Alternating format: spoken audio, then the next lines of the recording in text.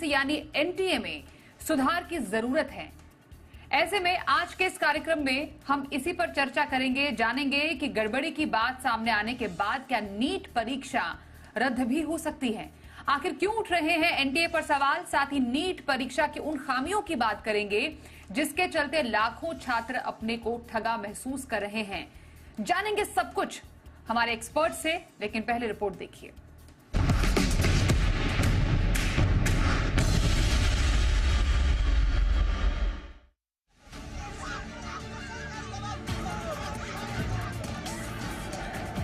पांच मई को नीट की परीक्षा हुई। 4 जून को इसका रिजल्ट आया। रिजल्ट के आते ही छात्र सड़कों पर उतर गए। दरअसल जिस तरह से नेशनल टेस्टिंग एजेंसी यानी एनटीए ने ग्रेस मार्क को लेकर मार्किंग पैटर्न अपनाया, वो किसी के गले नहीं उतरा। देश भर में नीट के परीक्षार्थी सड़कों पर उतर आए और नीट के रिजल्ट में धांधली का आरोप लगाया। छात्रों ने न केवल एनटीए की ओर से निकाले गए रिजल्ट को संदिग्ध बताया, बल्कि नीट परीक्षा के पेपर के लीक होने के भी आरोप लगाए। सरकार ने पहले तो नीट परीक्षा के आयोजन में अनियमितता के बात को सिरे से नकार दिया था, लेकिन जैसे जैसे इस परीक्षा में हुई कथित धांधली की परतें खुली, तस्वीरें साफ हो गई कि अनियमितता तो हुई है। खासकर बिहार के पटना में इसे लेकर पुलिस ने कुछ पेपर सॉल्वर्स को गिरफ्तार किया है। पुलिस के मुताबिक इन्हें परीक्षा के एक दिन पहले ही रात को पेपर मिल गए थे। ऐसे में सरकार के पास परीक्षा में गड़बड़ी की बात को स्वीकार करने के अलावा कोई और विकल्प नहीं बचा था। अब सिलसिलेवार नीट परीक्षा में हुई कथित अनियमितता और एनटीए पर लगे आरोपों की बात करते हैं। इस प्रतिष्ठित परीक्षा में 23,30,000 परीक्षार्थी शामिल हुए थे। इनमें से 67 परीक्षार्थी को पूरे के पूरे 720 मार्क्स दिए गए। नीट की परीक्षा में पहली बार 100% अंक पाने वाले छात्रों की संख्या इतनी अधिक रही। इनमें भी हरियाणा से 720 में से 720 अंक पाने वाले 6 छात्र ऐसे हैं जिनका परीक्षा केंद्र एक ही था, और तो और इनका प्रश्न पत्र सीरीज भी एक ही कहा जा रहा है। जाहिर है कि ऐसे मामलों में संदेह तो उठेगा ही।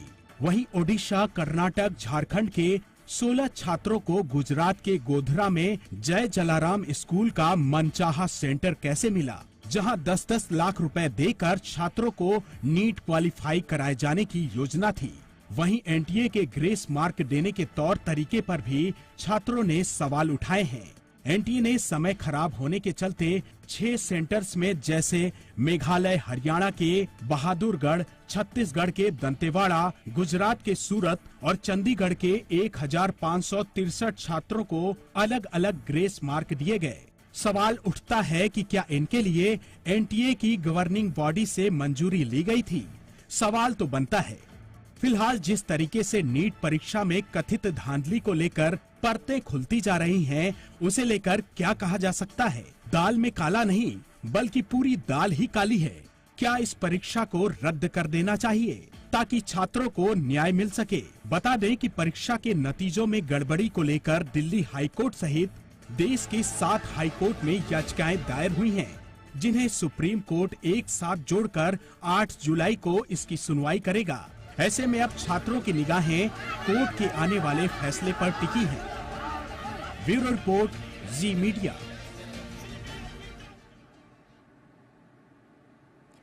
तो लगभग 24 लाख बच्चों का जो भविष्य है अधर में अटका हुआ है, सिर्फ इसलिए क्योंकि नीट पेपर में धांधली चल रही है और उसके बाद कोई जिम्मेदारी लेने को बिल्कुल भी आगे नहीं आ रहा है। सरकार ने हालांकि अपनी बात को ये कहते हुए कहा है कि हाँ धांधली तो हुई है, लेकिन सरकार भी बैकफुट पर आई है। लेकिन उन बच्चों की इस किस्मत का जिम्मेदार कौन है, कैसे मामला आगे बढ़ेगा, इसको जरा अच्छे से समझते हैं। हमारे साथ हमारे 3 खास एक्सपर्ट्स हैं। प्रोफेसर विक्रम सिंह है, चांसलर नोएडा इंटरनेशनल यूनिवर्सिटी से हमारे साथ, उनका स्वागत करते हैं। डॉक्टर कविता वाजपेयी हैं, ये शिक्षाविद हैं। साथ ही सुप्रीम कोर्ट में एडवोकेट आशुतोष श्रीवास्तव हमारे साथ है। तीनों एक्सपर्ट्स का बहुत स्वागत करते हैं। क्योंकि कम समय में हमें इन बातों को रखना है आगे, बहुत आपसे रिक्वेस्ट करेंगे अपनी बातों को बहुत ही स्पष्ट तरीके से कम शब्दों में सामने रखिएगा, जिससे ज्यादा से ज्यादा सवाल हम ले पाए।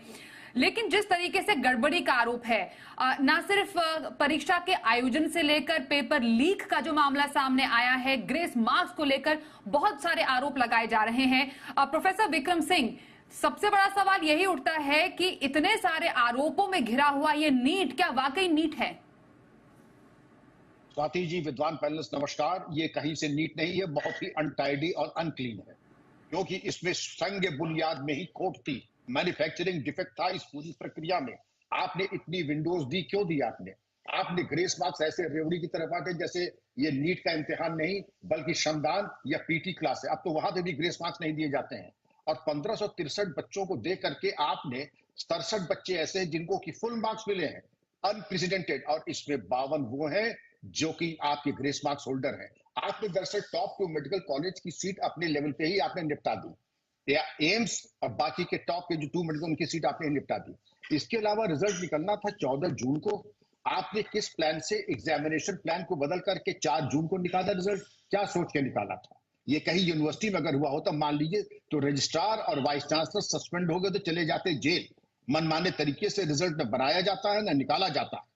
आपने जो क्वेश्चन पेपर सेट किए उनको आपने माइंड अप्लाई नहीं किया और ठीकरा फोड़ा आपने एनसीईआरटी के ऊपर। ये कहा कि किताबें उनकी दरअसल एक पुरानी थी एक नई थी, ये कौन देखेगा? बच्चा देखेगा या जो एग्जामिनेशन कंडक्ट कराएगा वो कराएगा? मौलिक क्वेश्चन की एटॉमिक स्ट्रक्चर के ऊपर 2 सवाल थे, टाइम नहीं इसलिए मैं उनको क्वेश्चन को रिपीट नहीं करूंगा। का ये 2018 की किताब का है, ये 2024 का है। तो ये मैं जानना चाहूंगा, ये जिम्मेदारी आपकी थी कि आप स्टैंडर्डाइज पब्लिकेशन जैसा यूपीएससी में होता है उस तरीके से आप कहते हैं कि ये हम बुक्स रिकमेंड करते हैं। इसके पहले की बुक्स अमान्य है। इसके अलावा आप देख लीजिए जहां जहां से बिहार से आपसे कोऑपरेशन मांग रहे हैं आप कोऑपरेशन दे नहीं रहे हैं। आपने गोधरा में मनमाने तरीके से आपने सेंटर अलॉट कर दिया। मेरी ये समझ में नहीं आ रहा है कि एक तो आपकी इन हाउस जो इन्फर्मिटी है, विकलांगता है और बौद्धिक भ्रष्टाचार है। मैं बौद्धिक भ्रष्टाचार कर रहा हूं क्योंकि आपने मानने से साफ इनकार कर दिया।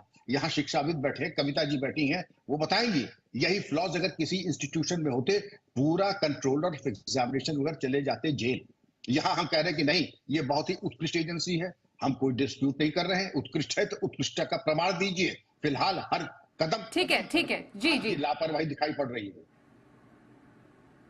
तो लापरवाही का आपने कहा प्रोफेसर विक्रम सिंह कि ये नीट बिल्कुल भी नीट नहीं है, लेकिन क्या बच्चों का यही काम रह गया है साल भर मेहनत कर उसके बाद इस तरीके से उन पर अभी एक मेंटल प्रेशर आ जाए कि अब उनकी जो मेहनत है वो कितनी रंग लाएगी कि नहीं रंग लाएगी? डॉक्टर कविता बाजपेयी, क्या एक बड़े लेवल पर ये धांधली चल रही है? और जो एनटीए है, नेशनल टेस्टिंग एजेंसी, क्या उसका भी जो आधार है वो सवालों के घेरे में आता है? सबसे पहले आप सभी को बहुत बहुत धन्यवाद मुझे इस पैनल में शामिल करने के लिए। और मैं सिर्फ एक लाइन में अपना ये जवाब देना चाहती हूँ कि पहले परीक्षाओं में स्टूडेंट्स फेल होते थे, मेरे हिसाब से इस समय एजेंसी फेल हुई है। सो बेसिकली आप चाहे ये नीट का जो ओवरऑल हम बात कर रहे हैं, स्टार्टिंग में जब ये रिपोर्ट दिखाई जा रही थी तो बोला गया कि पूरी दाल ही काली है। इसमें स्टार्टिंग से ही इतने गैप्स रहे, इतने फ्लॉज रहे हैं कि फरवरी में आप नीट का आप रजिस्ट्रेशन ओपन करते हैं, फिर आप क्लोज कर देते हैं, फिर आप वापस ओपन करते हैं, फिर एक दिन के लिए ओपन करते हैं, सडनली एग्जाम होता है, एग्जाम के बाद सडनली रिजल्ट आ जाता है और एक के बाद एक सिलसिलेवार सारी धांधलियां जैसे प्रोफेसर सिंह ने बोला वो चल रही है। तो इसमें प्रेशर तो बच्चों पे आना जायज ही है। और मेरे हिसाब से वो बच्चे जो इसमें किसी भी तरह ग्रेस मार्क या पेपर लीक या किसी भी अनैतिक कारणों से आगे बढ़कर उन्होंने कोई सीट या रैंक ले ली है, वो भी उतने ही बड़े लूजर हैं जितने कि वो बच्चे जो ये रैंक नहीं ले पाए। क्योंकि वो बच्चे जिन्होंने अनैतिक या शॉर्टकट्स लेके ये रैंक ली है, आप सोचिए उनसे आप किस तरह के समाज की अपेक्षा करते हैं। तो कहीं ना कहीं ये पूरी सोसाइटी, पूरा समाज जिम्मेदार है। ऐसी चीजों को बढ़ावा देने के लिए अभिभावक जिम्मेदार है और ऐसा हर इंसान जो इस पूरे सिस्टम से एसोसिएटेड है, इस एग्जाम को कंडक्ट कराने के लिए इक्वली रिस्पॉन्सिबल है। ये जो पूरी प्रणाली ही है उसी में एक बहुत बड़ा एक फ्लॉ सा नजर आ रहा है। क्यों एक बच्चा चाह रहा है कि वो मेहनत करे या उसके जो पेरेंट्स है वो चाह रहे हैं उसके बच्चा डॉक्टर बने। अब इन सबकी जो एक सम्मिलित जो एक मेहनत है वो नहीं रंग ला पा रही, क्योंकि कहीं ना कहीं सिस्टम में खोट है, कोई ना कोई इससे फायदा उठाना चाह रहा है। सुप्रीम कोर्ट में क्योंकि ये मामला गया है, 8 तारीख को सुप्रीम कोर्ट इस मामले में जो तमाम याचिकाएं डाली गई है उस पर सुनवाई करेगा। आशुतोष श्रीवास्तव, आपसे समझना चाहते हैं, ये बेहद ही संवेदनशील मामला है, 24 लाख बच्चों के भविष्य की ये बात है। ऐसे मामले में अब सुप्रीम कोर्ट इस मामले को कैसे लेगा, ये समझना आपसे बेहद जरूरी है।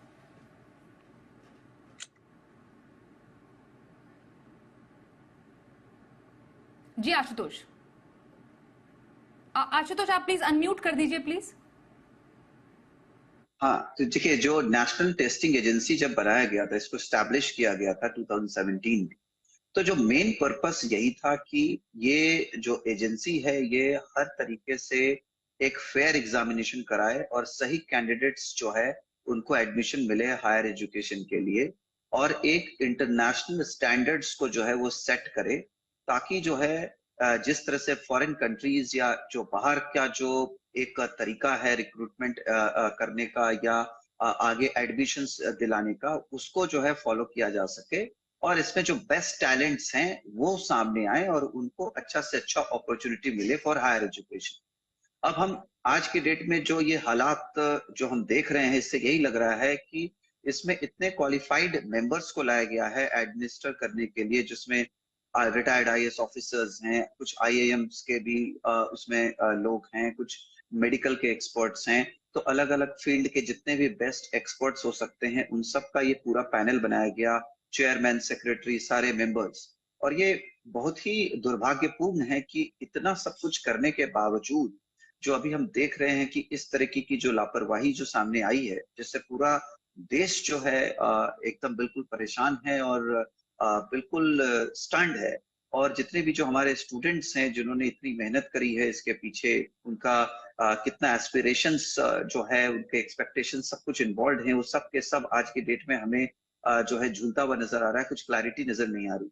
अब जहां तक जो पिटिशंस जो फाइल हुए हैं सुप्रीम कोर्ट में हुए हैं, और इनफैक्ट बहुत सारे डिफरेंट हाई कोर्ट्स में अलग अलग तरीके के पिटिशंस फाइल हुए हैं, जिसमें कि अब जो है सुप्रीम कोर्ट बहुत सारी चीजों को देखने जा रहा है। एक तो ये कि इसमें जो इरेगुलर जो एक्टिविटीज हुई हैं, जो तरीके से इसको लागू नहीं किया गया, या किसकी इसमें अंदर किस तरीके के नेग्लिजेंस हुए हैं, और इसमें गवर्नमेंट से भी जो है नोटिस दे करके उनसे भी रिप्लाई मांगा गया, एफिडेविट मांगा गया है, जिसमें कि आज हम देख भी रहे हैं कि सेंट्रल गवर्नमेंट ने भी बहुत ही क्लियर बोला है कि इसमें जो बेस्ट जो कार्रवाई हो सकती है वो करेंगे, और इसमें जो भी दोषी हैं जिनके वजह से ये जिनके नेग्लिजेंस। आशुतोष जी, जैसा आप बता रहे हैं कि बेस्ट से बेस्ट कार्रवाई की जाएगी यहाँ पर, लेकिन समस्या तो यही है ना कि हर मुद्दा अगर कोर्ट ही सॉल्व करेगा तो सरकार क्या करेगी, क्योंकि सरकार का काम है यहाँ पर सबसे पहले इस मुद्दे को सॉल्व करना। मामला सुप्रीम कोर्ट पहुंच गया। मैं प्रोफेसर विक्रम सिंह से ये सवाल जानना चाहती हूँ। अब जो हमारे नए शिक्षा मंत्री है धर्मेंद्र प्रधान, उन्होंने माना कि हाँ कुछ ना कुछ गड़बड़ी है, गड़बड़ झाला है, हम जरूर मामले की जांच करेंगे, लेकिन अब सबसे बड़ा सवाल ये है कि सरकार ये ढुलमुल रवैया अपना क्यों रही है, क्यों बैकफुट पर आ गई है, क्यों बिल्कुल सामने आकर इस पर कोई तफ्तीश नहीं की जा रही है, जिससे कम से कम बच्चों का भरोसा तो बढ़े, देश का भविष्य सड़कों पर आ गया है। स्वाति जी, आपका प्रश्न दरअसल यक्ष प्रश्न है, लेकिन जहां पर एक तरफ 10,000 करोड़ रुपए हो तो निर्णय लेने से पहले आदमी 1000 बार सोचता है, असमंजस की स्थिति में आ जाता है, किंग कर्तव्य विमूढ़ हो जाता है। तो ये वही बात है कि कैसे किसको हम डांटे, जब अपना ही सोना खोटा तो किससे हम क्या कहें। बात यह है स्वाति जी, आपको बिना दंड के राज्याधिकार नहीं चलता है। You have to be cruel to be kind, और वो दिखाई नहीं पड़ रहा है। इस वक्त वो कार्रवाई होनी चाहिए कि लोग त्राही कर देते, लेकिन वो कार्रवाई दिख रही है। हम करेंगे, अरे कब करेंगे? Justice delayed is justice denied. अगर 15 दिन में निर्णय नहीं हुआ तो आप समझ लीजिए बच्चों को क्या, हम किस बात का इंतजार कर रहे हैं? बच्चों की पीठ में इतने चाकू घोंप दिए गए हैं, हम ये इंतजार कर रहे हैं कि हमारे बच्चे क्या, मैं कहना नहीं चाहूंगा लेकिन होशियार को इशारा काफी है कि उस तरफ देखे भी हमारे बच्चे। लेकिन हमारे हाथ में ये चीज है कि हम उसको रोक सकते हैं। हम स्वविवेक से, स्वप्रेरणा से उसके ऊपर वो हस्तक्षेप करें कि जो दोषी हैं उनको दंडित कर किया जाए 5 वर्किंग डेज में, और इम्तिहान हम दोबारा कर सकते हैं। अगर हम लोकसभा के निर्वाचन करा सकते हैं तो हम नीट का इम्तिहान भी करा सकते हैं। डॉक्टर कविता, क्या परीक्षा को फिर से कराना चाहिए, परीक्षा कैंसिल होनी चाहिए, और क्या परीक्षा कैंसिल करना समाधान है? आपको लगता नहीं है कि जो एक पूरे सवालों के घेरे में एनटीए भी है, उसका भी एक पूरी तरीके से उसमें बदलाव होना, बच्चों में भरोसा लाना कि हाँ आगे भी जाके अगर मानो फिर से परीक्षा होगी तब कोई जाकर धांधली नहीं होगी, क्या सिर्फ परीक्षा को फिर से कराना इसका बड़ा समाधान माना जाए? देखिए, हमारे शिक्षा मंत्री जी को सामने आना होगा, उनको ये जिम्मेदारी लेनी होगी कि ये जो वापस परीक्षा करवाई जाती है, जो मुझे लगता है कि सैद्धांतिक रूप से जरूर करवाई जानी चाहिए, उन्हें जिम्मेदारी लेनी होगी कि आगे कोई धांधली नहीं हो। जब एक लीडर इस तरह की बातें करता है तो लोग उस पर विश्वास करते हैं। अल्टीमेटली ये भारत एक बहुत बड़ा राष्ट्र है, और इस समय क्या हो रहा है, पूरा राष्ट्र शर्मसार हो रहा है इस पर्टिकुलर घटना की वजह से। तो कहीं ना कहीं जिम्मेदारी लोगों को लेनी होगी, उनको सामने आना पड़ेगा और उनको ये अश्योरेंस देनी पड़ेगी कि अभी जो आगे परीक्षा होगी उसमें धांधली नहीं होगी। और उसमें एक बहुत बड़ा रोल आ जाता है एनटीए का रोल डिफाइन करना। आपको एनटीए को या जो भी एजेंसीज इसमें इन्वॉल्व है उन सभी की जो रोल्स है उनको डिफाइन करना पड़ेगा, उनको आपको सुनिश्चित करना पड़ेगा कि वो अपने एक निश्चित फ्रेमवर्क में काम करें, क्योंकि इस समय ये केवल एक रिजल्ट की बात नहीं है, ये हमारे देश के भविष्य ने जो हम पे से भरोसा खो दिया है उसकी बात है। ये बहुत बड़ा सवाल है और मेरे हिसाब से पुनः परीक्षा एक बहुत अच्छा समाधान हो सकता है। बिल्कुल, तो पुनः परीक्षा एक समाधान हो सकता है। इसके और कुछ पहलुओं पर भी हम चर्चा करेंगे, बस एक छोटे से ब्रेक के लिए रुकना पड़ेगा। तुरंत लौटते हैं, बने रहिए हमारे साथ।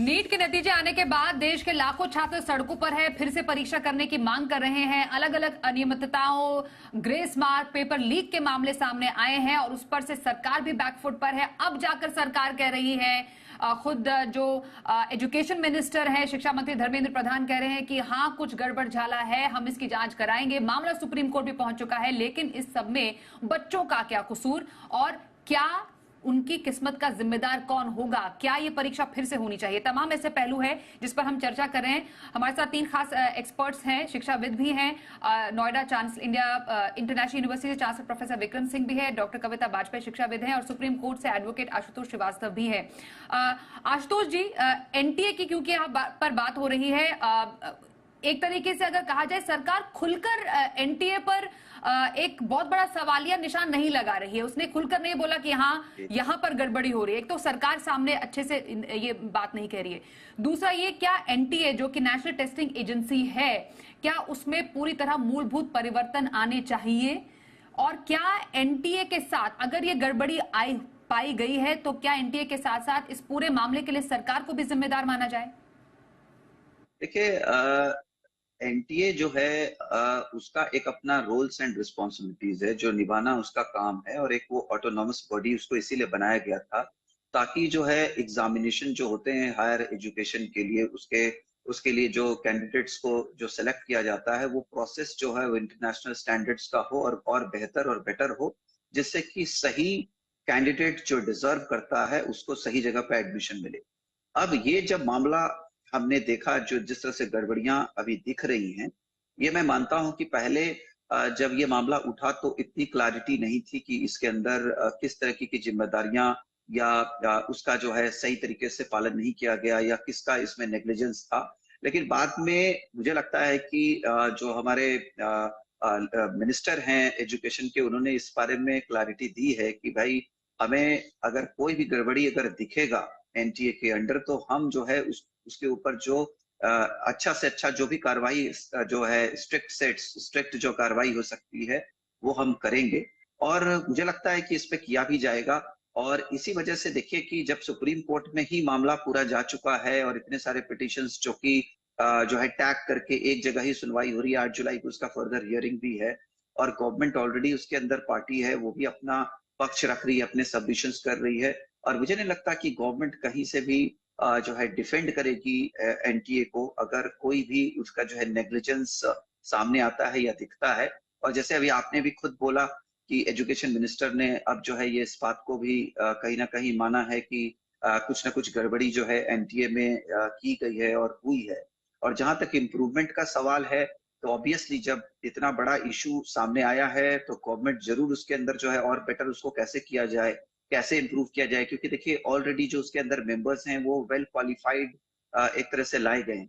और उसके बावजूद अगर इस तरह की गड़बड़ियां जी। अगर सामने आती हैं तो ये बहुत बड़ा सीरियस क्वेश्चन मार्क है कि अब इसके आगे और किस तरीके के लोगों को अपॉइंट करके वहां पे लाना चाहिए और किस तरह से जो है, देखिए ऑनेस्टी और जो सही तरीके से काम करना, ये कोई जो है आप अच्छे पर्सन को ला सकते हैं, उसके अच्छे आप कंडक्ट को देख करके उसको ला सकते हैं, अच्छे क्वालिफाइड लोगों को ला सकते हैं, बट कहीं ना बिल्कुल। कहीं कि वो अपने काम को सही तरीके से डिस्चार्ज करें, ये उनकी भी एक तरह से रिस्पॉन्सिबिलिटी बनती है। और अगर वो नहीं सर, बदलाव जरूरी है, बहुत जरूरी है, क्योंकि जहां पर बच्चों के भविष्य का सवाल आता है वहां पर बच्चों में कॉन्फिडेंस जगाने के लिए सरकार को तो ऐसे कदम उठाने पड़ेंगे ही। और ये सिर्फ नीट एग्जाम की बात नहीं हो रही है। क्या ये माना जाए कि जो बाकी दूसरे प्रतिष्ठित जो परीक्षाएं हैं, जो एग्जाम्स हैं, क्या वो भी ऐसे ही साफ सुथरे तरीके से कंडक्ट होते हैं? जब ऐसे मामले सामने आते हैं, नीट जैसे एग्जाम में जिसमें लाखों बच्चे एग्जाम देते हैं, प्रोफेसर विक्रम सिंह, तो बाकी एग्जामों पर भी तो सवाल उठेंगे। क्या हर जगह इसी तरह साफ सुथरे तरीके से एग्जाम कंडक्ट किए जाते हैं क्या? बिल्कुल सही प्रश्न है आपका स्वाति जी। जब एक जो सबसे महत्वपूर्ण जो परीक्षा लेने की एक एजेंसी है, जब वहां ही मिलावट हो गई, गंगोत्री में ही मिलावट हो गई, तो बनारस और कानपुर में मिलावट हो तो उसमें आश्चर्य क्या। और आप देखिए पिछले 5 वर्षों में 41 महत्वपूर्ण परीक्षाओं में इस तरीके के पेपर लीक हुए, क्योंकि हमारे अंदर का वो रौद्र रूप नहीं है। अब डॉक्टर कविता जी ने बड़े वात्सल्यपूर्ण बातें अपनी कही, आशुतोष जी ने बड़ी विद्वतापूर्ण बातें कही हैं, लेकिन मैं अभी कहूंगा देश अब कुर्बानी मांग रहा है और अपना रौद्र रूप दिखाइए। और मैं चाहता हूं जो अच्छे इन्वेस्टिगेटर का रूप होता है, आधा कसाई और आधा इंसान, इस तरीके का पक्षपातपूर्ण रवैया, एक तरफा ढुलमुल नीति, अगर आपने 7 दिन के अंदर चार्जशीट नहीं किया, फास्ट ट्रैक कोर्ट में ला करके दोषियों को बेनकाब करके आजीवन कारावास नहीं दिलवाया, मैं समझता हूं कि हम अपने कर्तव्य से च्युत हो रहे हैं और देश इस वक्त वाकई कुर्बानी मांग रहा है। क्योंकि आपने तो एक इम्तिहान की बात कही, अनावरण हो गया ये तमाम जो ढोल की पोल है, किस इम्तिहान को कहें और किसको क्या कहें। स्वाति जी। जी, डॉक्टर कविता बाजपेयी, सरकार अब ऐसे क्या तत्काल कदम उठाए जिससे इस पूरे मामले में कम से कम जो बच्चे हैं जो कि रिसीविंग एंड पर है उनमें भरोसा जग सके? स्वाति जी, सबसे पहली बात कि अभी चूंकि ये मामला सुप्रीम कोर्ट में विचाराधीन है, लेकिन फिर भी मैं चाहती हूँ कि एक लोकतांत्रिक राष्ट्र होने के नाते हम सभी को अपनी अपनी बात रखनी चाहिए। हो सकता है वो कहीं ना कहीं एक राह तय कर दे इस डिसीजन की जो आने वाला है 8 जुलाई को। तो उसमें अगर आप सरकार की बात करती है, सबसे पहले सरकार को एक्सेप्टेंस लानी होगी, सरकार को मानना पड़ेगा कि गलतियां हुई हैं, शिक्षा मंत्री को सामने आना पड़ेगा, शिक्षा मंत्री जी को कड़े कदम उठाने पड़ेंगे और उन्हें जो आज हम बात करें कि सरकार बैकफुट पे गई है, कहीं ना कहीं उनको ऐसी नियमावलियां, ऐसी चीजें सामने लेके आनी पड़ेंगी जहां पे हमें समझ में आए कि ये एनटीए है, ये दिस आई मीन एनटीए के लिए एक आपको एक शिकंजा की तरह तैयार करना पड़ेगा कि आगे किसी और ऐसे पेपर लीक मामला या कोई भी इस तरह की जो परेशानियां हो रही हैं छात्रों को, वो ना हो। अभी एक मैं लेटेस्ट आपको अपडेट देती हूँ कि एनटीए की खिलाफ भी और भी शिकायतें आ रही हैं कि ईओडब्ल्यू बोल रहा है कि वो उनको सपोर्ट नहीं कर रहे हैं, बिहार से अलग शिकायत आ रही है, हर जगह से शिकायतें आ रही, तो कहीं ना कहीं सरकार को ठोस कदम उठाने पड़ेंगे उनको। शिकायतों का अंबार है, जैसा बिल्कुल डॉक्टर कविता वाजपेयी, माफ कीजिए मैं आपको काट रही हूँ क्योंकि समय थोड़ा कम है, इसलिए मैं बहुत ही क्विक फॉलोअप क्वेश्चंस ले रही हूँ। अगर इतना ज्यादा शिकायतों का अंबार है कि एजेंसी को लेकर, प्रोफेसर विक्रम सिंह, तो क्या एनटीए को भंग कर देना चाहिए? उसको रीओरिएंट करना चाहिए था, रीडिफाइन करना चाहिए, जो फॉल्ट लाइंस उनको एड्रेस करना चाहिए। आप ये देखती हैं कि जो पुलिसिंग है, ये हमारे यूनिवर्सिटी का सिस्टम है, अगर पेपर लीक होता है तो हम क्या करते हैं, रजिस्ट्रार कंट्रोलर ने पूरी तरीके से ओवरहॉल करते हैं। जो त्रुटियां हैं उसको जीरो टॉलरेंस हमारी होनी चाहिए और बिल्कुल फेल प्रूफ और प्रूफ एग्जाम करना चाहिए। आप रिओन करें, एनटीए बहुत अच्छी संस्था है, बहुत अच्छा काम किया है, लेकिन एक जो त्रुटि है उसने सारे अच्छे काम को आच्छादित करके उसकी प्रतिष्ठा को बिल्कुल धूमिल कर दिया है। और उसमें नए ऑफिसर्स जो फॉल्ट लाइंस है उनको एडजस्ट करें और दोबारा इस संकल्प के साथ कि अगर इस तरीके का दुष्परिणाम आता है तो आपके लिए भी दुष्परिणाम होंगे, केवल प्रेस कॉन्फ्रेंस करके आप अलग नहीं होंगे। हो सकता है कि आपके खिलाफ भी एफआईआर हो, न केवल सेवा मुक्त हो बल्कि जेल भी जा सकते हैं। ये परिणाम और ये कॉन्सिक्वेंसेस सबके लिए स्पष्ट होने चाहिए। ये जो 8 जुलाई को अब इस पूरे मामले की सुनवाई है, आशुतोष जी मैं आपसे समझना चाहती हूँ उसके आगे क्या प्रावधान है, क्योंकि एज एन एडवोकेट जरा हमें समझाइए, जब मामला सुप्रीम कोर्ट पहुंचा है तो अब आगे क्या होगा, क्योंकि मामला बच्चों का है। अब ये जो मामले की सुनवाई सुप्रीम कोर्ट करेगा तो आगे का रास्ता है क्या? देखिए, एक तो हो गया री एग्जामिनेशन को लेकर के कि किस तरह से री एग्जाम किया जाए, क्या हो।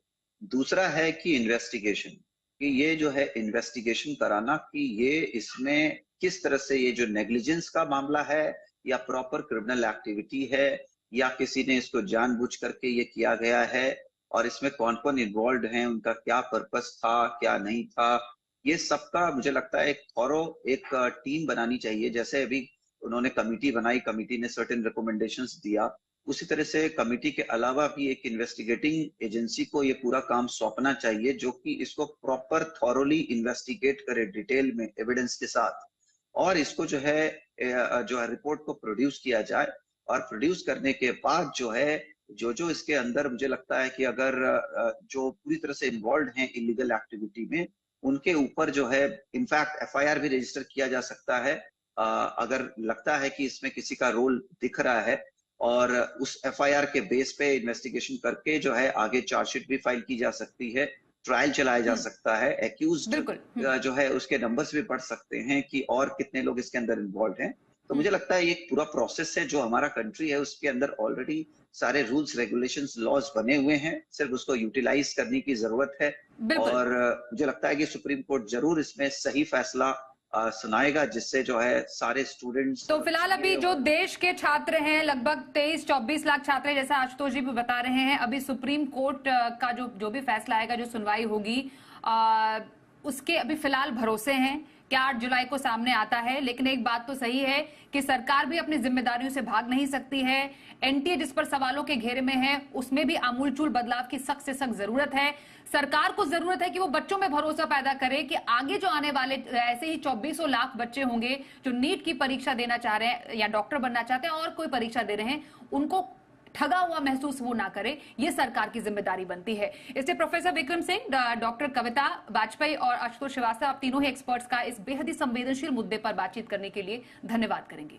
रुकते एक ब्रेक के लिए, देखते रहिए जी बिजनेस।